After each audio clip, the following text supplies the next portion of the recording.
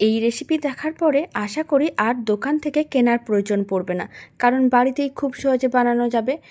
প্রথমে একটা মিক্সিং বোলের মধ্যে 1 কাপ সুজি নিতে হবে। এখানে 200 গ্রাম সুজি আছে। ওই মেজারিং কাপের হাফ কাপ টক দই দিয়ে দিলাম। এবার আমি এর মধ্যে দিচ্ছি অল্প একটু বেকিং সোডা। এবার সমস্ত কিছু একসঙ্গে ভালো করে মিশিয়ে নিতে হবে। আর ঠিক যতটা সুজি তার হাফ টক দই দিতে হবে। প্রথমে সমস্ত কিছু ভালো করে মিশিয়ে নেওয়ার পরে অল্প করে গরম জল দিয়ে দিলাম। গরম জল দিয়ে বাকি সমস্ত মিশ্রণটা রেডি করতে হবে। আর এরকমই একটা মিডিয়াম ঘনত্বের ব্যাটার রেডি করতে হবে। 5 মিনিটের মতন মিশ্রণটাকে রেখে দেওয়ার পরে কিছুটা করে মিশ্রণ এইভাবে নিতে হবে আর গরম তেলের মধ্যে দিয়ে দিতে হবে। ফ্লেমটা মিডিয়াম টু লোতেই রাখতে হবে, হাই ফ্লেমে রাখা যাবে না, তাহলে অনেক তাড়াতাড়ি লাল হয়ে যাবে কিন্তু ভালোভাবে রেডি হবে না। তাই ফ্লেমটা মিডিয়াম টু লোতে রাখতে হবে আর উল্টে পাল্টে বড়াগুলোকে এরকম করে ভেজে নিতে হবে। এবার যখন উল্টে পাল্টে দুদিকই হালকা লাল করে ভাজা হয়ে যাবে তখন ফ্লেমটা মিডিয়াম টু হাইতে করে একটু লাল করে ভেজে নিতে হবে। সমস্ত বড়াগুলো একইভাবে ভেজে নিচ্ছি। এখন এই বড়াগুলো ভাজা হয়ে গেছে।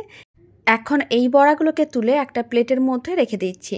আর বাকি বড়াগুলোকে একইভাবে গরম তেলের মধ্যে দিয়ে উল্টে পাল্টে লাল লাল করে ভেজে নিতে হবে।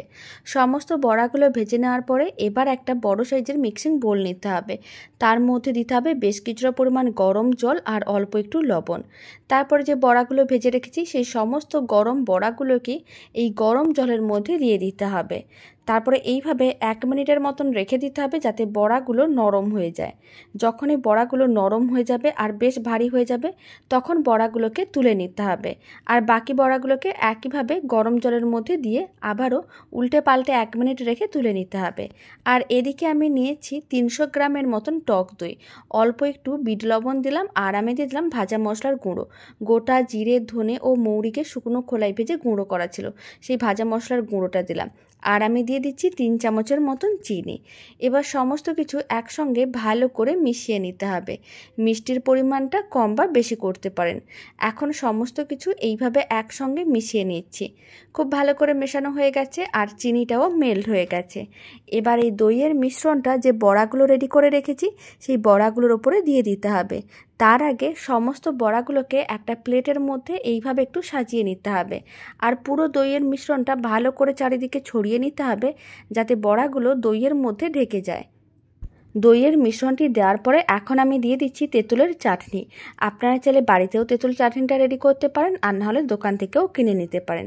এখানে আমি বাড়িতে বানানো তেঁতুলের চাটনিটা দিয়ে দিলাম। আপনাদের যদি তেঁতুলের চাটনি বা ধনেপাতার চাটনির রেসিপি লাগে কমেন্ট বক্সে জানিয়ে দেবেন, আমি আপনাদের রেসিপিটা দেখিয়ে দেবো। আর একইভাবে ধনেপাতার চাটনিটাও ছড়িয়ে দিলাম। ওপর থেকে অল্প একটু ঝুরি ভাজা দিয়ে দিতে হবে, এতে দই বড়া দেখতে ভালো লাগবে। আর এইভাবে একবার বাড়িতে বানিয়ে দেখতে পারেন, আশা করি আপনাদের খুবই ভালো লাগবে।